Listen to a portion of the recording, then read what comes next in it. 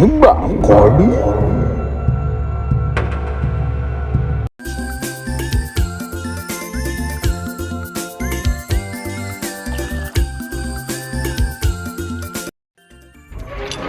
Nigbakan. Àgbàjọ òṣèré tọ́lọ́yìnbó ń pè ní veteran actor ní bàbá olóyè Adedeji Aderemi tọ́pọ̀lọpọ̀ ènìyàn mọ̀ sí Olofa Ina jẹ́ nídìí iṣẹ́ tíátà. Àwa tó tẹ̀síwájú on the 11 times of bàbá Olofa Ina on Nigbakan episode 27. Ẹ jẹ́ ká wo fọ́nrán kan tí Olofa Ina ti kópa. Yóò dáa fún yín o. Ẹ̀kọ́ àpòlò alálẹ̀ ilẹ̀ ìyá gbé àṣẹ. Ìyá ìlú alálejò Mo rí bẹ́ẹ̀ lọ. wọ́n ní bí ẹni wọ́n bá kú nílé alára èèyàn á mọ̀ ṣẹ́kù nígà iná ló dífá fún irú rẹ̀ yìí tó joyè lóbìnrin ẹgbà tí bàbá tó bí yín gbéṣẹ̀ àfẹ̀yìnṣadélé láti délé de ẹlòmíì tí ó gboyè lọ́wọ́ yín tí ó dùn nípò ọba. Ìdílé méjì ní sí ìjọba ńlẹ̀ yìí, ilé àríjẹ àti ilé adéolú. Bí ilé àríjẹ bá jẹ tán ọkà adéolú. Bàbá wa Adékọ̀yà rèé, àwọn ni mọ́gàjí adéolú tí gbogbo àwárò tó ní ògòrè oyè tí ó jọba ńlẹ̀ yìí la bá ń yọ lẹ́nu pé Adélé tí ń bẹ lóyè yìí kọ̀ ráàyè ẹ̀rọ̀nà ẹ̀pọ̀ obìnrin gangan làbá ni èmi ń kọ́ kó tiẹ̀ á yọjú kó sọ̀rọ̀ lónà bá fọjọ́ ọ̀hún sóní kó ń fẹ́ báyìí gan sọ̀rọ̀ àtàwọn àjòyè. Kábíyèsí o kábíyèsí ọ̀rọ̀ lọ́ba lọ́la sọ́lẹ̀ àbí arẹni tí ò fara mọ́ abẹ́ni tó fẹ́ sọ nǹkan sí. Kábíyèsí ń tèmi ò bá kàn ní kí n fi kún ni pé ọmọ yín ọ̀hún ibo ní ń gbé. Òkè Òkun ló ń gbé nílùú ọba. Àbíyèsí Ìyálóde. ọ̀rọ̀ ní ọba lọ́la sọ sílẹ̀ wọ́n ní ọmọ àwọn tí ń bẹ lókè òkun òun àwọn fẹ́ kó gorí oyè yìí nígbà tí ò sì wá sí aáwọ̀ tàbí ìjà lórí oyè yìí ẹ jẹ́ kí gbogbo wa fara mọ́. ìbáwọn wọn ni nǹkan àbárẹ́ ni tí ò dùn mọ́ nínú wa. kò ṣe tí ò dùn mọ́. Ẹ mọ́ gbọ́ ẹ̀yin ìjòyè ó kù díẹ̀ kí n wí ojo ní sọ ní dà o mo sì mọ̀ pé ó yé yín bóyá bàbá tẹ̀ ń wo ní òkú lọ́ fẹ́ mú òótọ́ ọ̀rọ̀ sápamọ́ lẹ́nu yín. Bó láti lè ṣe ẹni tá a rí rí àbọ̀jọ́ orí ẹ̀ bẹ́ẹ̀ ọjọ́ orí ó ṣe pàtàkì nínú àjòyè àbájọba nílùú nítorí àṣẹ àbí òye lẹ́yìn náà ènìyàn pọ̀ wà nílùú ìbò nílẹ̀ yìí àwọn àgbà sọ̀rọ̀ wọ́n lẹ́ni ibi ò parí ò lè mọ iye ayọ̀ èèyàn tí ó jìyà rí ò lè mọ iye ọ̀rọ̀ ẹ̀rí bí pìlẹ̀ ẹ̀dá bá dùn ládùn jù wọ́n ní aṣọra ká tó fi hàn so lórí ìlú torí bírú wọn bá dépò tán bóyá ni wọ́n mẹ́ni mọ iye ni ara ni. Ẹ ṣe jẹ́ àdàrò ká ti ẹ̀rọ ọmọkùnrin ọ̀hún bó ti rí kẹ́ ẹ gbọ́rọ̀ lẹ́nu ẹ̀. Àwọn àgbà bọ̀ wọ́n lẹ́ni tó mọyì wúrà là ń tà fún kò tán síbẹ̀ o tẹ́ni tó bá ra wúrà bá mọyì rẹ̀ á rí pé nǹkan tó yẹ kóun tọ́jú títí láéláé ni wúrà jẹ́ ní pàápàá èyí tó bá jẹ́ wúrà gidi ṣùgbọ́n ìbànújẹ́ ló jẹ́ pé orílẹ̀-èdè Nàìjíríà àtàwọn tó jẹ́ olórí wa náà mọyì wúrà débi tí wọ́n á ṣe ìtọ́jú rẹ̀ bẹ́ẹ̀ kẹ̀dẹ̀rẹ́ ọ̀pọ̀lọpọ̀ ọmọ Yorùbá náà ní ọ̀nà ní nǹkan tán ní ṣèbí nání náà nìna ní òun wà nílà nání bọ́mọ aṣẹ́gìtà ṣe ná ní èpo ògì lára àwọn ẹ̀dá tọ́lọ́run fún ní ọgbọ́n tó ń tìmọ̀ tó yè kooro nídìí iṣẹ́ tíátà ní olóògbé Adédèjì Adérẹ̀mí Olofa Ina tọ́pọ̀lọpọ̀ ènìyàn mọ̀ sí bàbá Yorùbá jẹ́ nínú sinimá tá a bá woṣẹ́ sinimá dáadáa a rí i pé kò sí adùn kankan níbẹ̀ mọ́ lóòótọ́ la advancement ti dé báṣẹ́ náà torí gbogbo àwọn bàbá àti màmá tán ní ọgbọ́n tòun ti mọ̀ lọ́pọlọ náà ti pàtì bí aṣọ ogbó tán sì ní wọn ò bá ìgbà mú mọ́ IPMI èmi á kúkú máa sọ tèmi àní ẹ jẹ́ ká dúpẹ́ lọ́wọ́ àtàǹpàkò tí ò jẹ́ kẹ́sẹ̀ wà nílàgbà lọ́pọ̀lọpọ̀ ìgbà tí n bá ti ń ṣètò nígbà kan rí ni màá máa dúpẹ́ lọ́wọ́ òṣèré gbajúmọ̀ olókìkí ni Kunle Afod fáwọn nǹkan tó ń ṣe fáwọn àgbààgbà òṣèré bíbẹ̀ bá kọ́ ni òkú àwọn àgbà òṣèré lọ́rùn ìbá ti pọ̀jù ti tẹ́lẹ̀ lọ. fẹ́yìn tẹ́ ẹ bá máa ń wo sinimá Yorùbá látọjọ́ tó ń tọdún pípẹ́ sẹ́yìn ẹ ti mọ̀ pé irú sinimá táwọn àgbà òjì òṣèré kan bá ti wà òwe tó ń tàṣà Yorùbá àti àkànlò èdè lóríṣiríṣi máa pera wọn rán níṣẹ́ ni. ìbéèrè tá a wá bíra wa ní sinimá mélòó là ń wò ní ìsinyìí táwọn ọ̀dọ́mọdé òde òní lè rí òwe tó ń ti mọ Yorùbá kọ́ níbẹ̀. ìbéèrè ni o tó ń retí ìdáhùn. àdúrà tèmi ni pé kọ́lọ́run fọ̀run kí àwọn bàbá bíi Láìdé Adéwálé, Lárìndé Akínlẹ̀yẹ, Gbọ́lágadé Akínpẹ̀lú tọ́pọ̀lọpọ̀ ènìyàn mọ̀ sí Ògúnmàjẹ̀k, ọ̀jọ̀gbọ́n Akínwùmí Ìṣọ̀lá, bàbá Adébáyọ̀ Fálétí yìí Tóyọ̀sí Àrígbábuwó, olóògbé Yẹ̀kínní Ajílẹ̀yẹ tó fi dórí bàbá Olofa Ina. àwọn bàbá yìí gbìyànjú nínú gbígbé àṣà àti Yorùbá lárugẹ. kọ́lọ́run ọlọ́jọ́ tòní wàá túbọ̀ bá wa lọ́rọ̀ ẹ̀mí àwọn bàbá bíi Ẹ̀dẹ́ Onílé Ọlá, Kọ́lá Oyèwọ̀, Karim Adépọ̀jù tọ́pọ̀lọpọ̀ ènìyàn mọ̀ sí bàbá Wándé, Samson Elúwọlé, Jìnàdù Ewèlè, bàbá Fọ́kòkò, Peter Fátómilọ́lá, Olóyè Ajere ẹjọ́ wáwáṣà ní tolóyè Ajere àtàwọn àgbà òjò òṣèré míì tí mi ò rántí dárúkọ wọn. ṣe rí àwọn bàbá yìí nǹkan sì ń bẹ lára wọn tá a lè tap bí àṣà àwọn olóyìnbó. ṣùgbọ́n àdúrà mi ni pé Ọlọ́run ọlọ́jọ́ tòní kò ní jẹ́ kó pẹ́ kó tó yé wa. àmín. Nigbakan rí episode 27 rèé with the spotlight on the life and times of late Chief Aderemi Adedeji, popularly known as Olofa Ina. ẹ jẹ́ kí n dúpẹ́ lọ́wọ́ gbogbo ẹ̀yin tẹ́ ẹ lè ṣe kẹ́ ẹ máa wo ètò wa níkànnì IPTV YouTube channel ní pàápàá ètò wa Nigbakan rí. ó kúkú yé mi dáadáa bẹ́ẹ̀ ni mo mọ̀ pé ìdí tálómi fi wà lórí ìkànnì yìí kò kọjá ètò wa Nigbakan rí. mo dẹ̀ ti sọ pé lọ́sọ̀ọ̀sẹ̀ ni màá máa ensure pé mo ń ṣe Nigbakan rí. Nigbakan rí tèmi rèé. Nigbakan rí. Aderemi Olofa Ina lọ́jọ́ karùndínlógún oṣù karùn-ún ọdún 1950 sí ìdílé bàbá olóògbé Abdulsalam Aderemi àti màmá Aishat Aderemi ti agboolé Jagun Olúkòsì ní ìlú Ẹdẹ nípínlẹ̀ Ọ̀ṣun. láyé ọba olóògbé John Adétóyèṣe Láòyè tí wọ́n jẹ́ Tìmì Ọ̀fẹ́dẹ́ nígbà náà la bí Adédèjì Adérẹ̀mí Olofa Ina o. Olofa Ina dàgbà bọ́mọ ọwọ́ àtọmọ òrìṣẹ́ ṣe ń dàgbà tán sì bẹ̀rẹ̀ iléèwé alákọ̀ọ́bẹ̀rẹ̀ wọn ní St. Peter's Anglican Primary School láàrin ọdún 1957 sí 1962.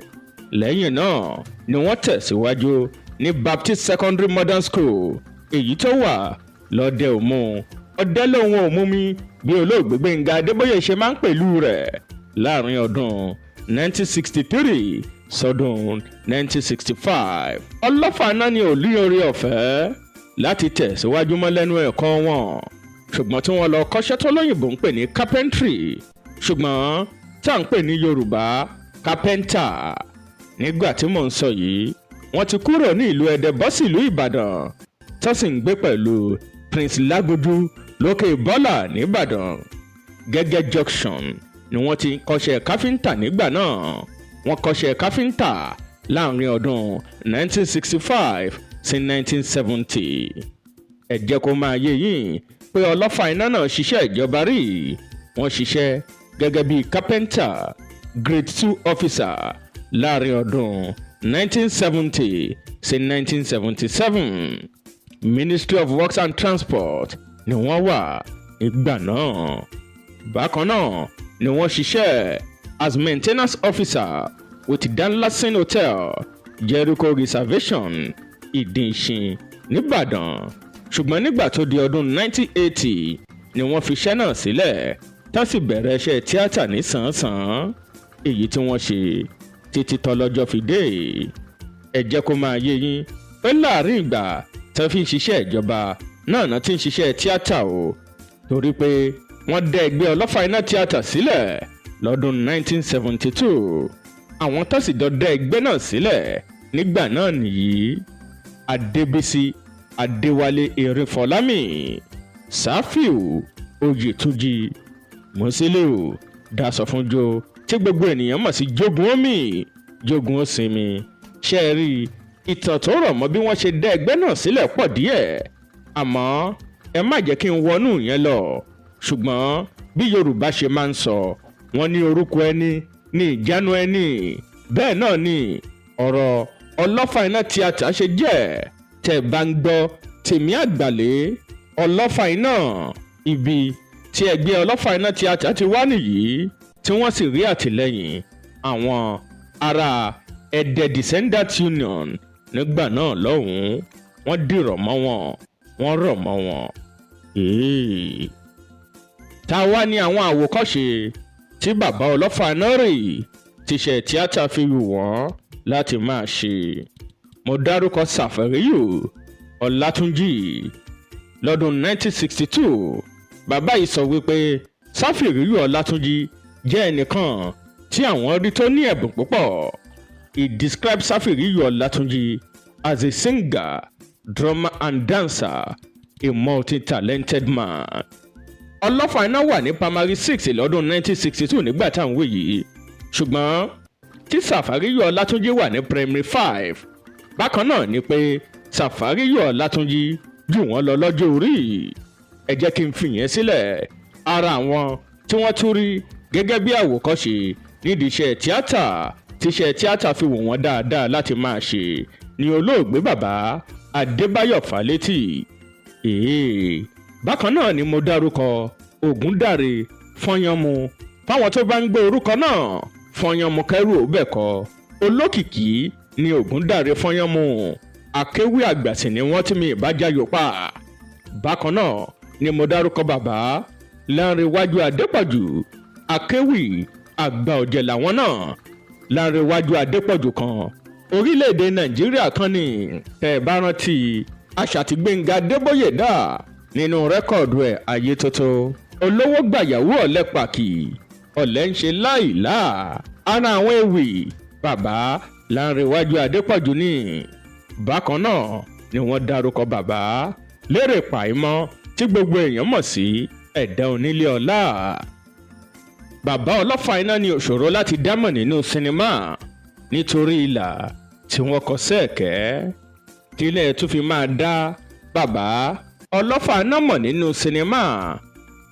Ẹ jẹ́ kí n sọ yìí tẹ́ ẹ bá ti ń gbọ́ Ẹlẹ́gìrì èèyàn wé lógún nígbà tí kábíyèsí bá ń fàwọn òjòyè ṣe nǹkan ọ̀nùsẹ̀ nígbà wo nínú náà ò ní dì mẹ́rì kò séwu lọ́rọ̀ ejò tọmọ eku ló nípọn. Tẹni Adé ọmọ tí kò lè dẹ́kọ̀ọ́kọ́ jẹ tán lẹ́ni ká fi jọba bó ni yóò ṣe mètòlú. Ìran mẹ́ta là kì í jà nírọ̀. Ìkíní àlejò, èjì arúgbó, ìkẹta aláboyún. Ẹ wò ó tẹ́ ẹ bá ti ń gbọ́ àwọn ọ̀rọ̀ báyìí ẹ nílò láti ṣẹ̀ṣẹ̀ máa wá Olofa Ina kiri tẹ́ fi mọ̀ wípé àwọn náà ń sọ̀rọ̀ ọ̀rọ̀ báyìí jáde. Ìdí rèé tó fi ń pè olóyè Adérẹ̀mí Adédèjì Olofa Ina ní bàbá Yorùbá torí pé ẹ̀bùn tọ́lọ́run ọba mi fún wọn pọ̀ gan gbà. Àwa ni àwo èyí ti rí àwa olú ìwọlẹ̀ tó wá dé ìlú. Bàbá Adífálà èyí ti jẹ́ ẹ̀yẹ ò ti àwífẹ́ yẹ pókò ń bọ̀. Ẹ sì á fìlú lẹ̀ wá takú sínú ògbẹ́ ẹ sì rí bí gbogbo òlú ti dà kí ló dé ńgbà tí ìṣepá jòjì ní tẹ́ ìṣepá ìsara wa. Èmi ni mo wá sínú ògbẹ́ ni ebi ìṣẹ́jú yín lọ bá yín fi pé kí wọ́n gbé mi lọ nú igbó. Àbẹ́ẹ̀jọ́ máa ń pẹ́ ẹ̀kọ́. Àwọn ọmọ ń pa rẹ̀. Èmi ọmọ ń pẹ́ o gbọ́ sí i. Èmi ò gbọ́ sí o. Àgbọ́ sí i bó ṣe ṣe wulẹ̀ orí àmọ́ bíbi tí a forí yín sọ̀lọ̀ sí ni. Ọ̀dà kò burú ju gbogbo ẹ lọ ìlú òun ò tòrò mọ́ o àtọmọdé àtàgbà oníkálukú ní rí tiẹ̀ gbọ́ lọ́nà tí ọ̀dà nígbà ó sì jẹ́ pé bọ́ bá rú ọ lójú obìnrin léèrè ẹ̀yin náà là máa ké bá. ìwọ sì rí olóyè kan pàtàkì àwa ń wá ọ kí sọdà. ntẹ́ ẹ bá mọ̀ tá a ṣe tí ìlú ọ̀hún fi padà tùbà tí ó tùṣẹ́ tí ètò dùn padà ńlá ń wáyé kí fún. sẹ́mi mọ̀ dàrú abẹ́ rí mi ń bẹ̀. pẹ́ ilẹ̀ dàlúrú bàbá àmọ́ kí ni tá a ṣe gan-an tílùú ó fi rojú. ẹ lọ rèé wá ìlú àgẹ̀rẹ̀ gidi wá. bàbá lẹ́ẹ̀kẹ́ lò ó bí ojú gbogbo wa náà ni ẹnìkan fi gbélú àgẹ̀rẹ̀ wọ̀lú ẹ̀yìn náà la sì fi jọba. ọba wo ẹ mọ̀ pé lú àbẹ̀ǹtẹ̀nu. ṣẹ̀ṣẹ̀ ń gbọ́ ṣẹ̀ṣẹ̀ yìí ń gbọ́ mo fọ́ kẹlù ọ̀hún rúkọ̀ kọ̀ọ̀kọ̀ mo ya ìlú abẹ́ntẹ̀rẹ̀ olóyè ẹ̀ rántí. mẹ́bí ojú wa wọn sì gbélú àgẹ̀rẹ̀ déńjọ́ náà. ẹ rè mí sọ́njọ́ náà sá mo nílùú àbẹ̀ǹtẹ̀ ni mo ní ìṣèlú gidi. èyí ni ọmọ sọ ọ sọ pẹ̀lú àbẹ̀ǹtẹ̀. ó tó ṣẹ́dẹ̀ ń la bá wa bí ó tó. bàbá ẹ dákun bó o láà ṣe rí ìlú àgẹ̀rẹ̀. ọmọ ṣe o tí ìbá ṣe pé ìlú tá a forí mi sọlẹ̀ sí ó yẹ kí n lé ndí ẹ lájà ni kò yẹ ń bá yín dá sí mà àmọ́ ń lu èfẹ́ otú ẹ rí ìlú àgẹ̀rẹ̀ ẹ lọ wá ọmọkùnrin kan tó bá já kíkanjú tí ò tí ì bàlágà ẹ mú wa tó gbé ìlú àgẹ̀rẹ̀ wá báyìí. ọmọkùnrin ẹ ó dáa kò burú ẹ bó o láà ṣe ọmọkùnrin tí ò bàlágà. ǹjẹ́ mo ti pò wọ ọmọ ti. ìyálóde bó o ní ọmọ yín tí yẹn ń ṣẹ̀ṣẹ̀ ń ṣàbí ọmọ kéékèèké wọn. gbogbo wọn ti bàlágà. nǹkan tó ń bọ̀ o ẹ wo bàbá gbogbo wa náà làwọn ọmọ wa ti ń sọkọ lóbìnrin kò sí ìta lè rí lílé lábẹ́ mú torí náà kọ́ à lè rí o. mo kàn fẹ́ kójú yín ọjà ni èmi ò mú Fátòdí ọmọ mi wọ́n fà kalẹ̀ yóò gbé ìlú àkẹrẹ wàá bá yín. ẹ ṣeun ẹ ṣẹ̀ṣẹ̀ ṣá. ìgbà yìí lára tó yá. tọ́bọ̀ wá dijọ́ mi ẹ̀ ní mú fálékè ẹ̀ ní mú ọ̀pẹ̀lẹ̀ lọ́dàlẹ̀. àtúntò ìlú fún ọ ṣiṣẹ́ wọ́n dá wa dá bùkátà lú ọ̀hún o alẹ́kò ní dùn máa kọ́ padà kíkẹ́ bá ọkọ̀ sí ẹ̀ à ń retí o ẹ̀ mọ́ ta kúrú. ǹlẹ́ o ọmọ ọmọ bèbè ìyá lọ. ẹ ṣe wéré ọ̀rọ̀ kábíyèsí sún wa o ìlú ti dàrú tán ẹ dákun. ó di ìyàwó ìfọlọ́wọ́ àmọ́ sọ yòókù. ẹ máa sọ mọ ìlú àgẹ̀rẹ̀ ń bọ̀. ó ti fẹ́ pa gbogbo olóyè. ìlú àgẹ̀rẹ̀ ń bọ̀. ìlú ti tú tán. ẹ dúró mọ́ ni. kí ni àtúkù. IPMI bàbá Olofa Ina náà bá wọn ṣe epical stage drama lóríṣiríṣi, that is staging epical stories of the 18th and 19th centuries.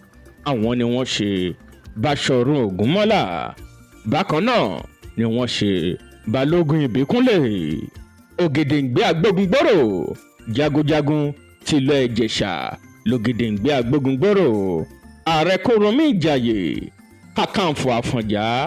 Láàrin àwọn ọdún 70s ni wọ́n stage àwọn eré tí mo dárúkọ wọn yìí tí àkàálẹ̀ wọn sì ń bẹ lẹ́ńtíyé Ìbàdàn. Kò tán síbẹ̀ o, bákan náà ni wọ́n ṣe television series lóríṣiríṣi láwọn bíi Ọ̀dẹ́tẹ̀dó, Lákàyé, Ògúnmájà, Adéọba àti bẹ́ẹ̀ bẹ́ẹ̀ lọ. Ẹ jẹ́ kó máa yé yín pé sinimá àkọ́kọ́ tí bàbá Olofa Ina ti máa kópa ní àkọlé rẹ̀ ń jẹ́ Ejò ń gbòòrò, iṣẹ́ ọwọ́ bàbá Túbọ̀sún Ọdúnsìní tọ́pọ̀lọpọ̀ ènìyàn mọ̀ sí Páàdì Múkáìlù tàbí bàbá Mòye. Lọ́jọ́ ọjọ́ kan màá sọ̀rọ̀ nípa bàbá Túbọ̀sún Ọdúnsì dáadáa. Bákan náà ni Olofa Ina kópa nínú sinimá Lísàbí Agbóǹgbò Àkàlà tí bàbá olóògbé Akin Ògúngbè ni mò ń sọ. Wọ́n kópa nínú àyànmọ́ látọwọ́ bàbá Hubert Ògúndé, Taxi Driver apá kìíní àti apá kejì àti Ẹ̀yìn Òkú sinimá Adélọ́ọ̀fù ní Olofa Ina kópa ń bẹ̀. Bákan náà Àgbáàrín iṣẹ́ ọwọ́ Jimoh Aliu ní Olofa Ina kópa ń bẹ̀. Ṣé ẹ rí gbogbo iṣẹ́ tí mo dárúkọ yìí ayé celluloid ní gbogbo wọn, kì í ṣe ayé home video. Ẹ wá jẹ́ kí n bẹ̀rẹ̀ látàyé home video. Wọ́n kópa nínú nǹkan tó lóyìnbó ń pè ní first home video, ẹkùn tí olóògbé Àlàdé Arómiré ṣe lọ́dún 1989. Láti ìgbà náà àkàkàtàn home video ni bàbá Olofa Ina ti kópa, ṣùgbọ́n ẹ jẹ́ kí n sọ yìí ìbáṣepọ̀ tó wà láàrin bàbá Olofa Ina àti olóògbé Yomi Ogunmọ́lápọ̀ gan gbà. Fún ìdí èyí ṣàṣà ní sinimá tí olóògbé Yomi Ogunmọ́lá máa darí nígbà ayé ẹ̀ tẹ́ ní rí bàbá Olofa Ina ń bẹ̀. ṣùgbọ́n ẹ jẹ́ kí n dárúkọ díẹ̀ lára àwọn sinimá tí bàbá Olofa Ina ti kópa. IPMI mo bẹ̀rẹ̀ látòrí sinimá olókìkí ni Alápòkà tẹ́ ò bá gbàgbé tẹ́ ẹ bá rántí Báyọ̀wá Films and Records ló gbéṣẹ́ náà jáde lọ́dún náà lọ́hùn-ún. Iṣẹ́ ọwọ́ Yomi Ogunmọ́lá gangan ní sinimá Alápòkà jẹ́. Sinimá Ìlú Àgẹ̀rẹ̀ iṣẹ́ ọwọ́ Muyideen Ọládàpọ̀ Làlàní tí olóògbé Yomi Ogunmọ́lá darí bákan náà. Sinimá Ṣẹ̀gilọ́lá bákan náà ni mo dárúkọ sinimá Bòrépọ̀ tẹ́ ò bá gbàgbé tẹ́ ẹ bá rántí sinimá Oníkòyí látọwọ́ bàbá ẹ̀dá Onílé Ọlá. Bákan náà ni mo dárúkọ sinimá Ogun Àgbẹ̀kọ̀yà bàbá ẹ̀dá lóníṣẹ́ náà. Sinimá Ògbórí Ẹlẹ́mọ̀ṣọ́ bàbá Olofa Ina kópa ń bẹ̀ dáadáa. Iṣẹ́ ọwọ́ ẹ̀dá Onílé Ọlá náà ní bákan náà.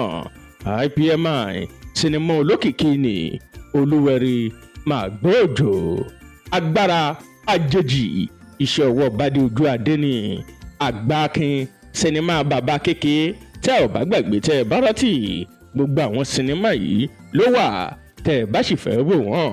Bákan náà ni mo dárúkọ sinimá Ìjà Ọmọdé sinimá Jogun Omi apá kìíní àti apá kejì sinimá Ayọ̀ ni mo fẹ́ lọ́dún 1993-1994 sinimá Ìdààmú látọwọ́ Ọ̀gá Bello Kábíyèsí Olódùmarè iṣẹ́ ọwọ́ Ògógónì.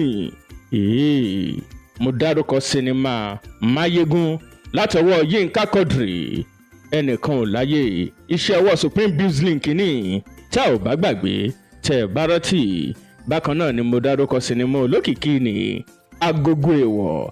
Mo dárúkọ sinimá Tó bá ṣeé ṣe kí n tó táyé wà látọwọ́ Wẹ̀mímọ́ Films Productions tẹ́ ò bá gbàgbé tẹ́ ẹ bá rántí sinimá Mádàmí Afẹ́fẹ́ Yẹ̀yẹ̀ àti bẹ́ẹ̀ bẹ́ẹ̀ lọ.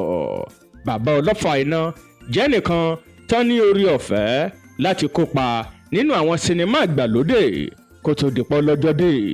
Ṣàṣà náà ní sinimá tí yóò jáde tí Olofa Ina kò ní sí ń bẹ̀. Màmá Tọ́lá Ọládòkun òṣèré gbajúmọ̀ ni wọ́n jẹ́.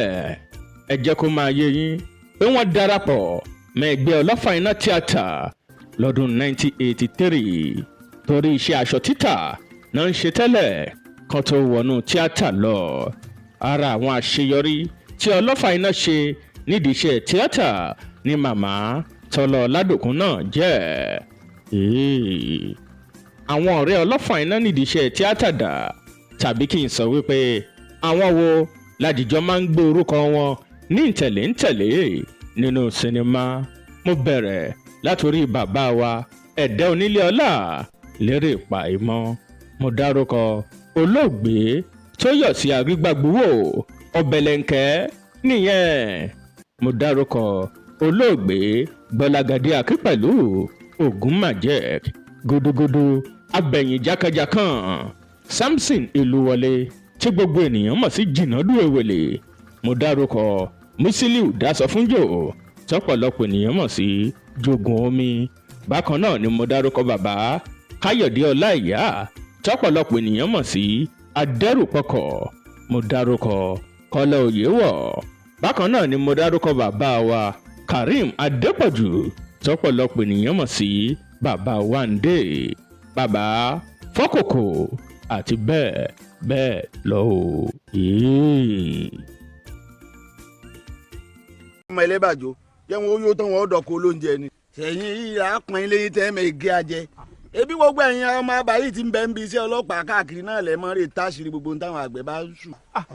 rárá bàbá àwakọ̀ ẹ fura ni ìjọba ọmọ gbẹjọ yẹn kò gbégboro mọ ntàgbẹ̀ kan ṣe ń kọ̀rọ̀ yàrá rẹ̀ bí náà bá láwò kì í gòkè odò àwọn àgbẹ̀ ara yín náà ni wọ́n á ṣàṣírí yín fáwọn ọ̀gá ọlọ́pàá kódà ọkùnrin kan báyìí Ọládòyè àti Àró wọn ni wọ́n wá ṣàṣírí fáwọn ọ̀gá ọlọ́pàá àwakọ̀ Ládòyè ẹ wò bá mi Àgbóyè bá a ti ń sọ̀rọ̀ lọ́wọ́lọ́wọ́ báyìí wọ́n ń bẹ lágọ̀ọ́ wa tí wọ́n ń jẹ búrẹ́dì àtàkàrà. ìkan jẹ dùndú àtẹwà lọ nísìn. nígbà kan rí. àṣeyọrí ni bàbá Olofa Ina ṣe nídìí iṣẹ́ tíátà. mo rántí bó ṣe sọ̀rọ̀ wọ́n ní nídìí iṣẹ́ tíátà àwọn tà o. wọ́n ní orí ọ̀fẹ́ láti gbéṣẹ́ tíátà kúrò lórílẹ̀‐èdè Nàìjíríà lọ sílùú ọba. kò fẹ́ sílùú náà tí Olofa Ina ò dé ṣe London ní àbá Amẹ́ríkà. nídìí iṣẹ́ yìí wọ́n fẹ́yàwó wọ́n bímọ tó sì ní ọmọ. nídìí iṣẹ́ tíátà wọ́n kọ́lé sílùú Ìbàdàn bákan náà ni wọ́n kọ́lé sílùú wọn lẹ́dẹ̀. àṣeyọrí tí bàbá yìí ṣe nídìí iṣẹ́ tíátà kúrò ní kèrèmí. bákan náà ni wọ́n jẹ́ ọmọ ẹgbẹ́ ANTP Association of Nigeria Theatre Practitioners. nígbà tí ìyapa náà dẹ̀ tún dé wọ́n wà nínú ẹgbẹ́ TAMPAN o. àwọn ni olóyè Ṣọbalójú tìlú Ẹdẹ. bákan náà ni wọ́n jẹ́ ọmọ ẹgbẹ́ Positive Thinkers Club of Nigeria. àwọn tó ní ààrẹ Tìmí Àgbàlé Descendant Union nígbà ayé wọn. ṣé kí n má tàn yín ní gbogbo ọ̀nà ní bàbá Olofa Ina fi já láṣeyọrí tí wọ́n sì ṣe wọ́n tán lè ṣe. nígbà kan rí lẹ́ ń wò lọ́wọ́ ẹ má gbàgbé láti láìkí fídíò wa kẹ́ẹ̀dẹ̀ subscribe sí channel wa. ẹ tún lè kéde ètò yìí fáwọn tí ò tí ì ní orí ọ̀fẹ́ láti máa wò ó pé ètò kan wà lórí ìkànnì IPTV YouTube channel nígbà kan rí ló ń jẹ́. ẹ sọ fálára ká ẹ sọ fájèrò wípé ètò ní nígbà kan rí. ṣèbí ọlọ́jọ́ ń kájọ́ ẹ̀dá ayé kankan ò fiyè sí i. lọ́jọ́ 4 oṣù kínní ọdún 2024 ní bàbá Yorùbá olóyè Adedeji Aderemi Olofa Ina kí ayé pé ó dìgbò ṣe. Olofa Ina died at the age of 73 years. ẹ̀dá tó tàn pẹ̀lú ìtàn ni Olofa Ina jẹ́ nídìí iṣẹ́ tíátà. títí dòní olónìí kò tí ì sí méjì Olofa Ina ká má tanra wa. kódà mi ò tí ì rí òṣèré kankan tó mú láìn Olofa Ina nídìí iṣẹ́ tíátà.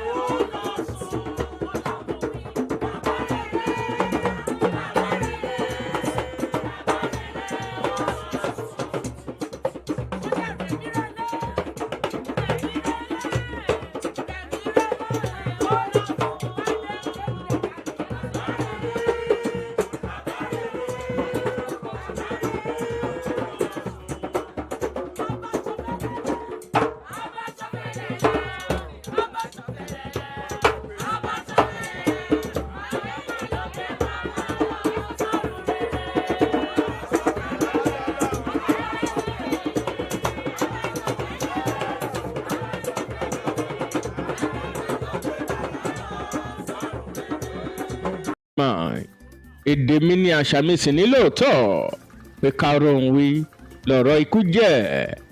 ikú kì í pani kó má rí ohun kankan mú dání. gẹ́gẹ́ bí nǹkan tí ìyàwó kékeré wọn sọ ìyẹn màmá Modinat Aderemi.